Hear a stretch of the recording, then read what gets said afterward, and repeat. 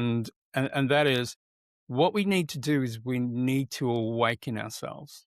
As I was saying earlier, it's about knowing who you are and knowing who you truly are, not the conditioning, not what your mother said you are, not what your dad said you are, your friends and critics, but actually really intuitively knowing who you are. And then find the place in the world where you can make the biggest, boldest, greatest difference.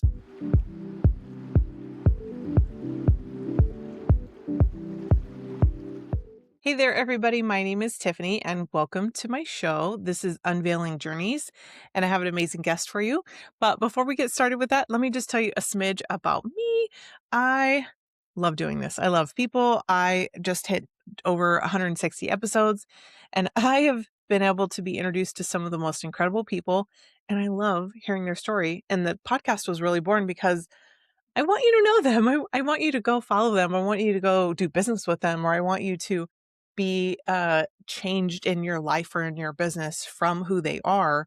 And what I'm going to give you permission to do today is when you get to meet with people, like I'm a big fan of going to networking meetings and you get like 1 minute or 30 seconds or 5 minutes to tell everybody who you are. I'm like, hey, please come be on my calendar.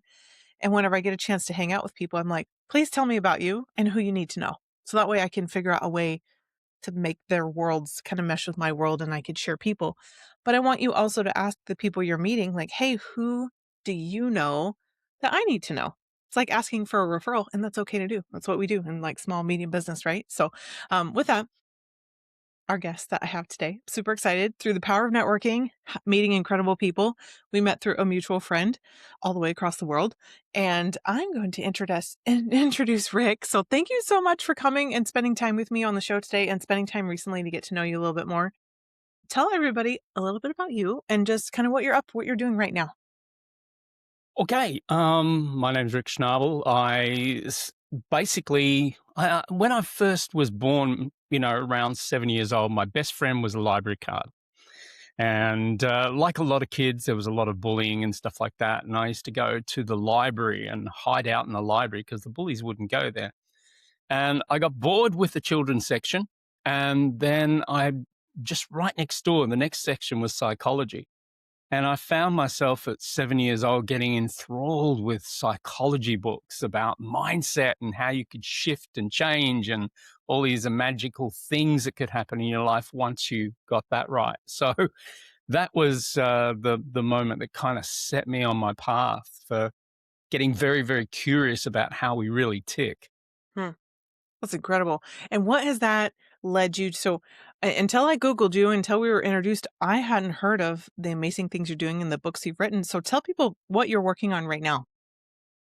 What I'm working on right now is a book on consciousness. It's something that I'm seeing is happening a big time around the world. We're all getting distracted.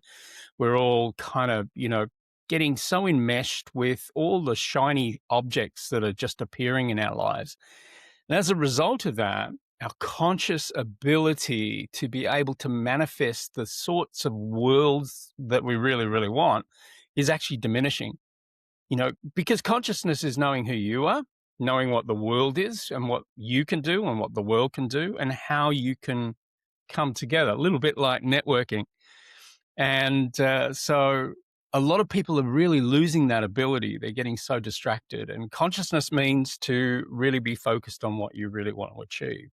That's incredible. I understand that. I've seen just a couple of little studies about how it's affecting children deeply, that they're not using their imagination as much, or even just the people that have followed studies from, under 5, under 7, all the way to high school, that their teachers slowly or the crowd slowly have said, well, don't use your imagination. Do what I've told you to do and shut that part of your brain Yeah. off. When Yeah. the schools that don't do that, they end up being big thinkers or outside of the box thinkers. And I'm like, oh, I want to do that. I'm so grateful I have young kids so that I can go play outside in the dirt and use your imagination. And oh, we'll clean up that mess later because you have to get dirty to use your imagination, right? So that's incredible. Now in this, you're also able, not just with the books that you're writing, you do speaking and coaching and like transformational things. Tell me a little bit more about that. I guess the thing that I really like to focus on is the large majority of people that come to me usually come to me because they have a dream or a desire, but they just haven't been able to cut it. They haven't been able to really get it together. And over the years, I've developed a very, very simple philosophy, and it's a philosophy of why, what, how, and what if. And the thing is that if you really want to create a new world, let's say you want to make a lot more money, or you want to be successful in a business, or you want to be better as an investor, the very first thing that you really got to tap into is your why, your very desire. That's your motive. It's like filling your fuel tank. And once you've got your fuel tank filled and you know why you're doing what you're doing, then the next thing is, what are you going to do? Where specifically are you going to focus? And so that's the two steps, but people get stuck on the third, which is the how. How do I actually achieve it? And, that's about getting a mentor or working with someone who's quite an expert in that particular space that can say, oh, it's really easy. You just do this, this, this, and this. And then the next level that people get stuck at is the what if. What if I did that? What would my life actually look like if I did that? And that's where people sometimes get into fear. And, and if you think about it, all you really have to do is find the how, make sure you got the why, make sure you know what you're going to focus on, and then find the best person who does that what really, really well and ask them, how do I fast track my success here? Well, what are the steps? What are the real critical things that I got to make sure that I do? And then of course, we get to the end point and we say, well, what if my life could look like this? And there it is. And all of a sudden you're living a completely different life, a wonderful Hmm. life. That's incredible. I like that there's these concrete steps. Of course, there's wild branches off of it to be able to get you to train your brain to go there, to figure some of these things out that some people haven't even sat down and thought of. I mean, in real estate, it's like, well, why do you want to do this, right? What's going to happen when every 50 people tell you no, right? Or what? Care as much. Sorry. I'm sorry. Go ahead. But it keeps showing up. Just we always ask people like, is your why bigger than your fear, right? So Mhm. some of those things, it's fascinating. This is incredible to be able to find the path that you've honed in so that people can identify this through themselves, whatever it is that they want to go accomplish. I know we could talk about this all day, so I want to ask you your whole story. Like, I want to unveil your journey. Tell me. Let's start from the beginning. Where are you from? Like, what did you go to school for? Like, first jobs and so forth. Like, tell me from the beginning, and we'll kind of create this circle to tell your whole story. I guess the thing is, I knew that I wanted to work in advertising first off. And advertising for me was really, I was curious about, I guess it was reading all those psychology books that I was very curious about how we tick. I wanted to really master that art and bring art into my life. I love the creative process. And so at 7 years old, I knew I wanted to be in advertising. And so all my focus was getting there. And I got into advertising. And in that particular space, eventually I started my own advertising agency. And here in Australia, the rankings are how many billings, how much billings you're doing. And when we started, we were number 354. So the bottom of the rung was 354, by the way. And so what I did is, this is where I discovered, that how, that basically why, what, how, what if. And I ended up calling one of the biggest guys in advertising, and I said, hello, this is the little fish calling the big fish. And I said, look, I really want to succeed in this industry. Can I take you out to lunch? And can you just give a little fish a little tip? And as it turned out, he had just sold his shares in the agency. They were paying him $750,000 a year to stay away from the agency, plus millions and millions of dollars. And we went out to lunch. I didn't even buy him lunch. He bought me lunch. And he just gave me some tips as to what to do. And we just grew the agency. We got up to number 12.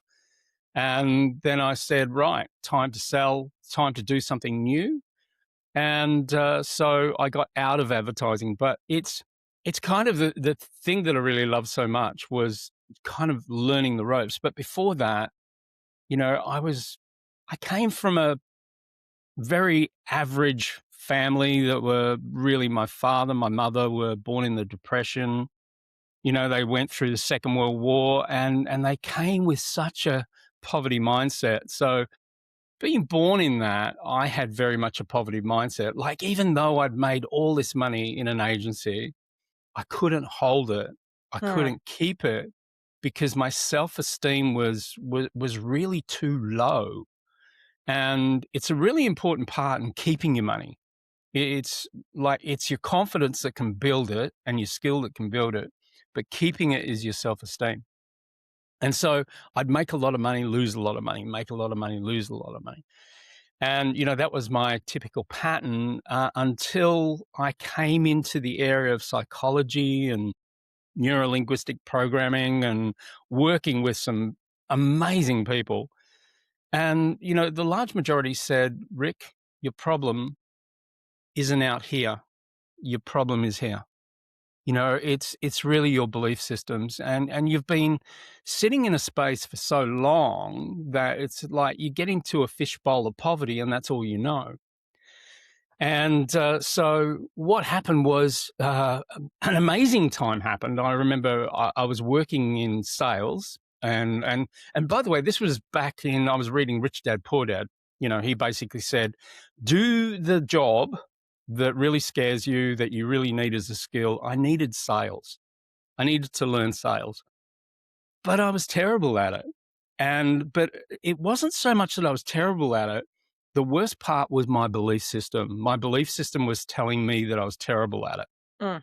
But I was smart enough to know that if you're terrible at it, you reach out. You Yeah. find someone to help you. So I got a coach, and my coach laid it out for me. And he said, tell me, what do you really think about salespeople? And there was a big, long pause. And he said, I know what you're going to say.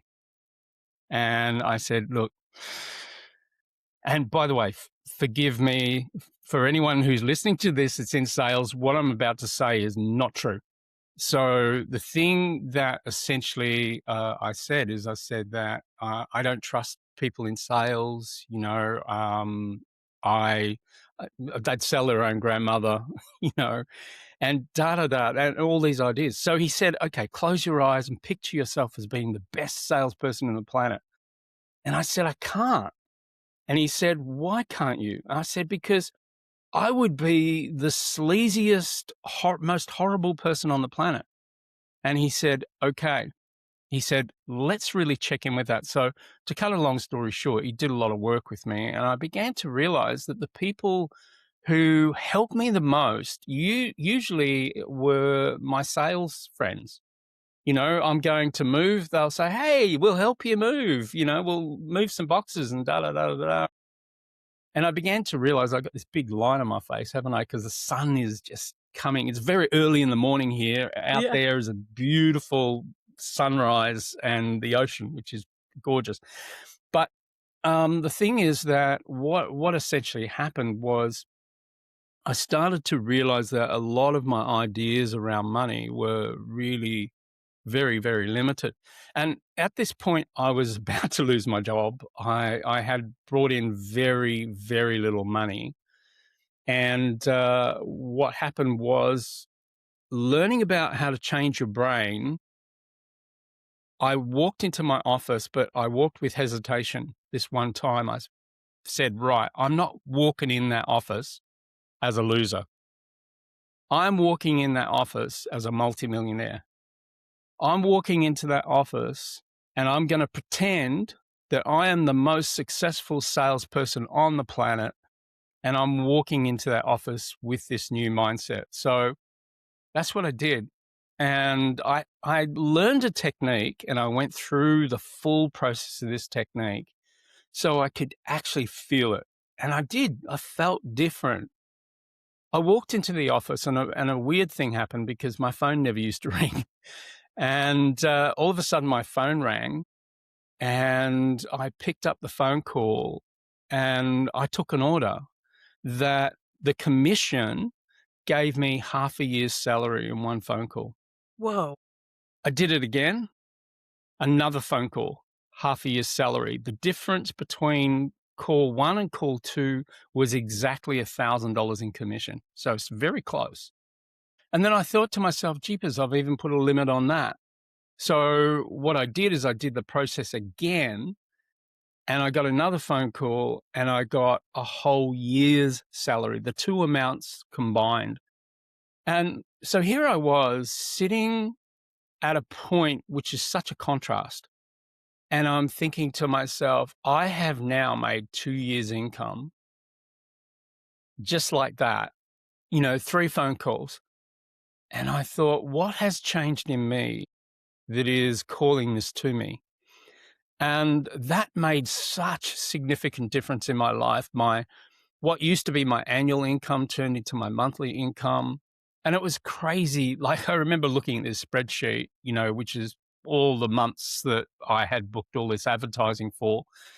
And I was sitting there and I was looking at the amounts and I was thinking, jeepers, I'm earning $80,000 next month. I'm earning $120,000 the month after that. I'm earning 75,000, and they were quite reasonable amounts. And I began to realize that there's something that I'm now doing that is very, very different. And I went from the worst salesperson that this company ever had to being the best that they ever had. I was breaking records after records after records. People were calling me, and giving me money. It was Oh, just absolutely incredible. So a good friend of mine suggested that I'd write a book about this because I was teaching him. And I was huh. saying, this is how you need to think. This is Yeah. how you need to feel. This is what you need to expect. And he was writing all this down. And he said, you know what? He said, you should write this in a book. So what I did is I went, right, that's what I'm going to do. So I wrote it in, I put it all in a book. The book got published. It became a bestseller. And then that completely changed my world. And I didn't want to be in sales anymore in that company. So I quit my job and I started Life Beyond Limits, and I just loved helping people to build their mindset. Yeah. Because people say this isn't possible, you can't do this, you can't do that, and it's all crazy and it's all nuts, but it's just belief systems a lot of the time. Yeah. Now, what was your first book called? First book was called. It started out being called Life Beyond Limits, and then later publishing, we called it A Richer Way to Think, which sounded more appropriate as a title because Life Beyond Limits was a bit broad. I gave it to my publisher and he said, so tell me, what is the title of this manuscript? And I said, I'm calling it Infinity Belief. And he said, yeah, don't like it. And he said, let me think about it. And he said, tell me, have you got a business card? Now I just started Life Beyond Limits. So I handed him my business card and he looked at it. He said, it should be called Life Beyond Limits. And which was a great thing for a business, of course, but the more appropriate title is A Richer Way to Think, which is that book there. That book right there. Now, what was the transition point where like, okay, I shouldn't be doing this anymore. I'm working, giving all my everything, but making good money sales wise for this company. The transition to start Life Beyond Limits. What were some of those like thought processes where you're already coaching people, obviously, and then thinking, well, gosh, I should do this separately. Yeah. Well, I'm a little bit like you. I love people. And for most of my life, I was always kind of the rescuer. When anyone had a problem, I was usually the guy that would put my hand up and say, I'll help you. And so it seemed very natural for me, but I also felt that I had a bigger calling, that somehow I was here to help humanity wake up. And so that was really the why. I really love the idea. Like, there's nothing more exciting than, you get someone who says, I can remember one of my early clients came to me and she said, I can't get a job. I can't get a job. And I said, well, here's the first thing to do. And she said, what? And I said, stop saying that. Stop Yeah. that story. Yeah. That's a terrible story. It's only going to have a really bad ending. And so basically, started to work with people like that. Like she, for example, called me, 2 or 3 days later after the coaching session and said, "Guess what? I got a job."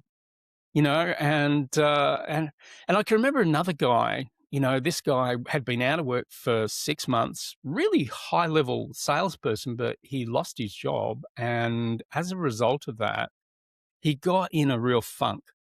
And I can remember in this coaching session, I intentionally got him a little bit agitated, and uh, and and I said, "Stop right there," because he was starting to get edgy and agitated with me. And I said, the guy that I was talking to before at the beginning of the coaching session, that guy, that guy is never going to get a job.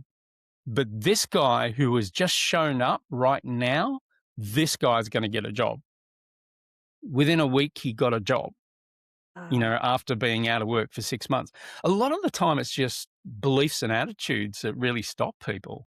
I 100% agree. I love I'm a fan. Like, when I hear someone like, "I'm gonna impress upon you right now not to say what you just said out loud," and it's banned in front of me.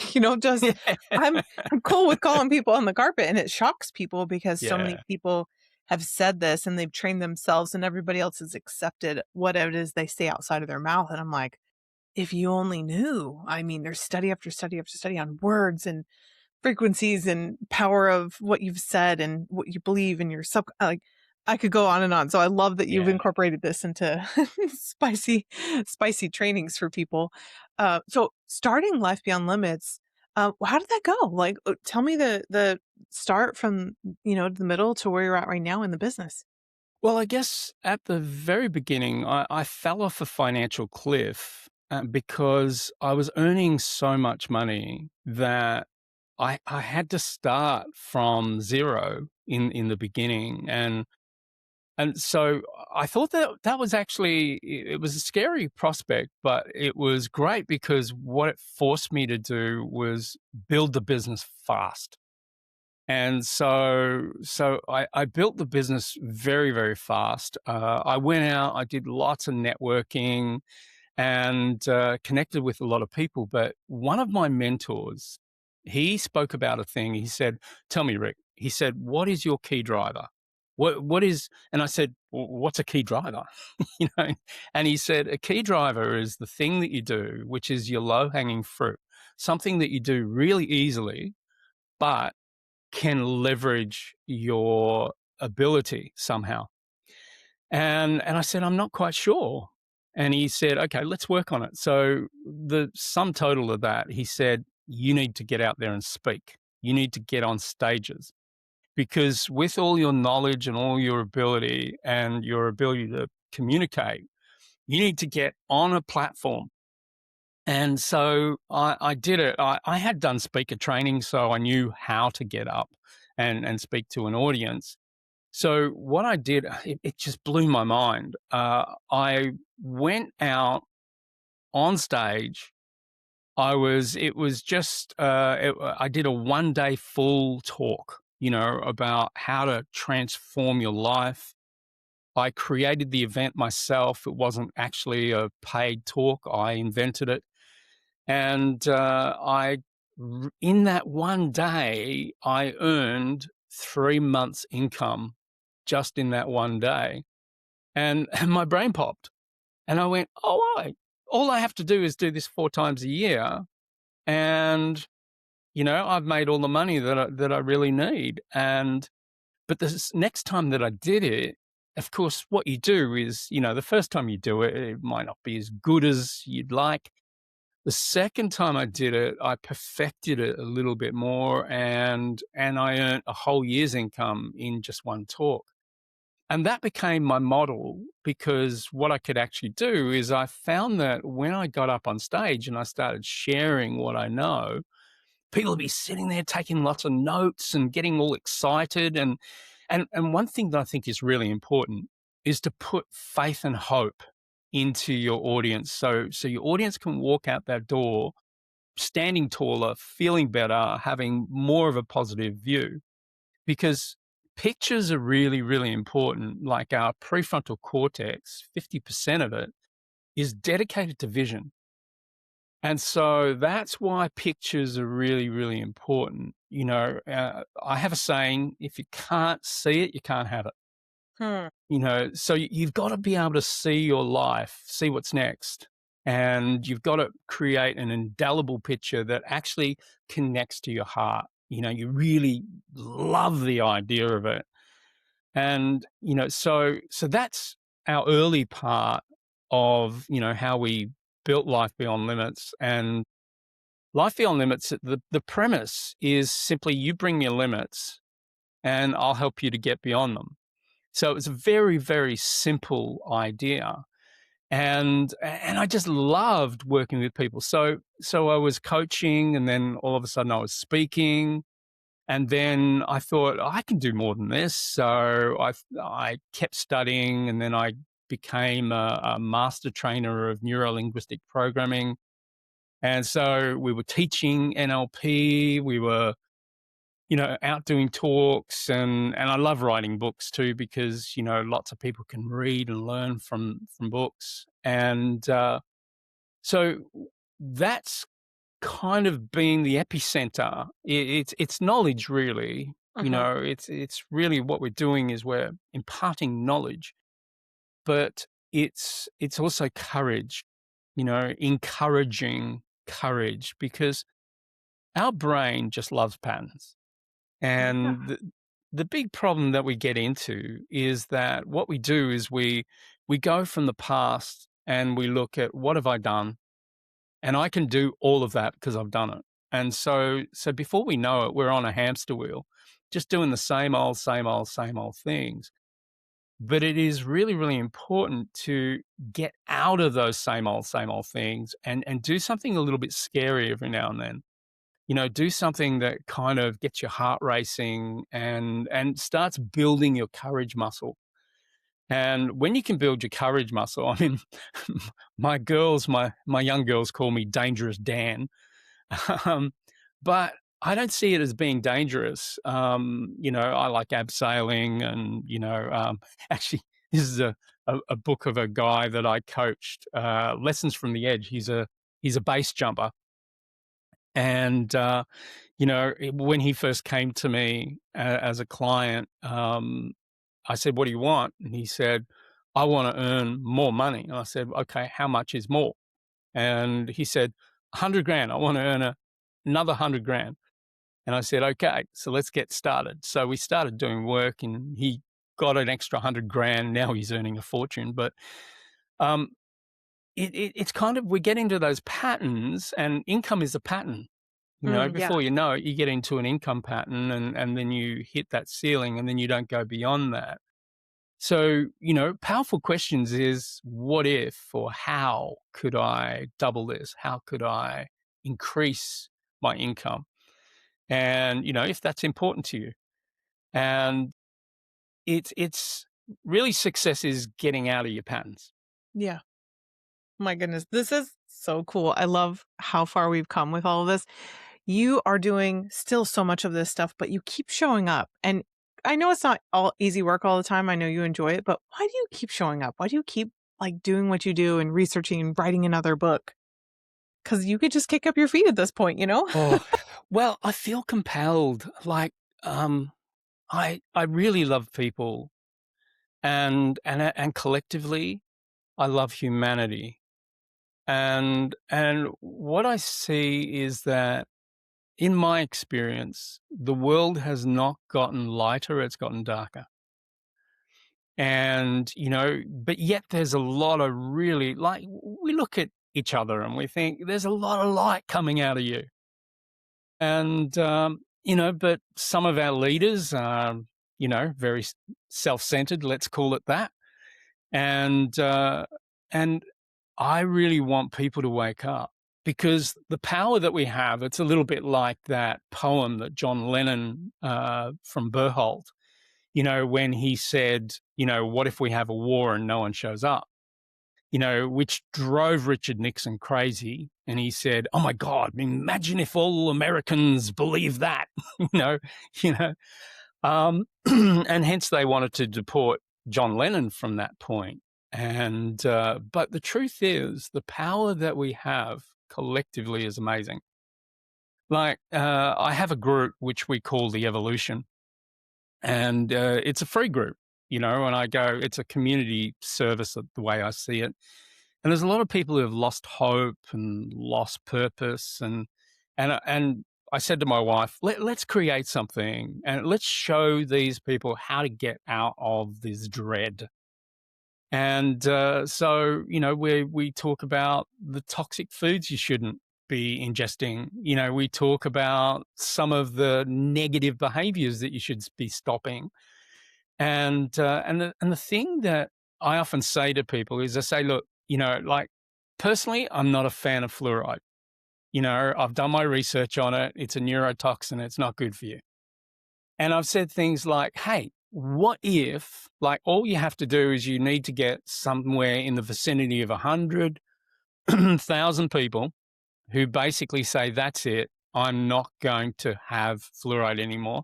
Now, you multiply that, once you get up to about 100 million people who decide that they do not like fluoride anymore in their toothpaste, that's it. Colgate Palmolive have to stop Mhm. because their profitability will diminish so dramatically that it won't be viable to produce that. Right. And that's what we have as a population. We have this opportunity where we together we can say, I don't like that. I think that's wrong. And if enough people say it's wrong, the whole thing can stop. So, the thing that I'm foremost is a humanitarian. I love people, and I think people, there is the power in all of us. There really, really is. But when we split and we become individuals, we think that we're all on our own, but the truth is we're not. Yeah. Man, this is so good. This is so good. I love this stuff. Thank It you. is really life-changing, and I've researched a lot of this stuff, and everything you're saying, I truly believe myself, and I believe so much for other people, but you have to drag them there. Sometimes that's okay, right? Um, Yeah. at this point, some people are thinking, "Wait, I want to know more. What I want to follow you. I want to figure out everywhere I can be where you're at." What's your favorite way for people to come find you? Probably the best way is go on a bit of an adventure. Our website is lifebeyondlimits.com.au. It's an Australian site. And, go on a bit of an adventure. There's all sorts of free stuff on there. And, but rather than me saying, hey, go there, just go wherever your heart takes you, you know. But it's like a book, isn't it? So you walk into a bookstore and sometimes there's a book that's calling your name, and your job is you've got to go in there and listen, and you've got to find it. And sometimes that one book can completely open up your world in incredible ways. This is so good. All right, I only have a couple more questions, and second to last one is, what we're doing this, but what's next? Like, what's on the horizon for you? Ooh, now this is a gathering point right now. I have a spiritual coach, and my spiritual coach often helps guide me, to really what is next. Right now, she's telling me we're doing everything right. Just keep doing it. Just keep doing it. Keep doing it. But the thing that I really want to be able to get to people is I want them to become more conscious. And this is something that has been running all through my work for the last, 24 years. And that is what we need to do is we need to awaken ourselves. As I was saying earlier, it's about knowing who you are and knowing who you truly are, not the conditioning, not what your mother said you are, not what your dad said you are, your friends and critics, but actually really intuitively knowing who you are. And then find the place in the world where you can make the biggest, boldest, greatest difference, whatever that is, and some people think that this is really grandiose, but it's not really. Like for instance, a lot of people undervalue, you're a mother. A lot of people undervalue motherhood. But if you think about it, motherhood is probably the number one job in the world. It really, really is. Because mothers quite often, and I'm not discounting fathers have a role too, but mothers are the ones that create that safety and security, for their kids and help to build their confidence and help for them to become great human beings with a moral compass. And the thing that's great about that is if mothers do the really good job, what happens as a result is kids grow up to become great adults. Great adults build communities. Communities create countries. Countries create the world. So, like if we do the job right at motherhood and parenting, then, we create an incredible world. We really, really do. And I think we've done a lot. I think we've come a long, long way, humanity, but we've got to become less distracted and more focused in where we really want to be. Like our heart is the compass, Yeah. follow that. Yeah. I love this. My last question is, what should we leave our audience with? What are your nuggets or little words of wisdom that we could leave with everyone today? The first thing I would say is stop. Just stop. Most of us want to go. Most of us want to keep producing and go. I say stop. Take a day and just call it Imagination Day. And just sit down with a pen and a pad. Don't get anywhere near tech, but just a pen and a pad. And right at the very top, what do I want? And start writing out what you truly want. Get away from distractions and tap into the very center, the very core of you, the very heart. And don't go, if you hear yourself saying, I should, I must, I have to, then that's not you. Ugh. That's usually somebody else that's saying you should do that, you must do that. Get into your, I really want to do this. And I think that's a really good starting point because you're coming from a neutral spot and, you're coming from yourself and forget the word selfish, like where does the word selfish come from? If you ever hear it, it's usually because someone wants something from you and you're not doing it and they call you selfish. Yeah. It's a projection. It's a horrible projection. So be selfish, and it's okay to be selfish. I'm very selfish, but my selfishness is that I get buzzed when I help people get beyond their limits. So my selfishness helps people, and so that's what I would suggest. Stop and go, what do I really, really want? Mm, I love this. And I'm going to add into there, go read these books that you've put out. Everybody that's listening right now, they're easy to find. I was able to find some and I've got them on the way because we just barely met and I got them on the way so I can dive into them myself. And then go follow Rik on all of his social media. Check out his website so that way you can dive into his world too and be changed. Be changed with the way that you know you are capable, you're totally possible of doing, and be surrounded by somebody that did it for himself and is doing it for a bunch of other people. So, thank you so much for your time. Thank you for being here with me and sharing your heart and your journey. And thank you, everybody who's listening. And I highly encourage you to go and check out all of the links that are below so you can go and follow Rik on all of his channels. And then I look forward to seeing everybody on the next episode. And so go have a great, wonderful day. And I'll see you guys all soon. Bye. Thank you, Tiff.